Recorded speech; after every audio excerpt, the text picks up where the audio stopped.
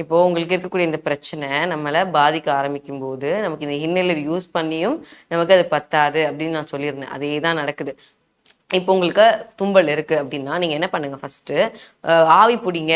அது கேட்கும். ஆனா இப்போ அந்த இடத்துல நீர் இருக்கறனால என்ன ஆகும்னா உங்களுக்கு அந்த நீர் வற்றணும். ஸோ அதனால இப்போ நான் சொல்லக்கூடியதை கொஞ்சம் கட்டாயம் ஃபாலோ பண்ணுங்க.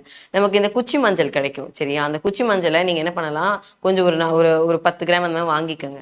அதுல ஒரே ஒரு பீஸை மட்டும் எடுத்துட்டு நல்ல விளக்குல காட்டு நெருப்புல காட்டி நல்லா சுடுங்க. அது கொஞ்சம் அப்படியே பிளாக் ஆயிட்டு அப்படியே ஒரு புகை வர ஆரம்பிக்கும். நெருப்பு வந்துட்டு அப்புறம் அதை நீங்க அணைச்சோன்னா நல்ல புகை வரும். அந்த புகை கொஞ்சம் அந்த மூக்கு வழியா ஒரு மூக்கு நல்லா க்ளோஸ் பண்ணிட்டு ஒரு மூக்கு வழியா சுவாசம் பண்ணுங்க. ஸோ அந்த புகை உள்ள போக போக போக என்ன ஆகும்னா, இது மஞ்சள் தானே.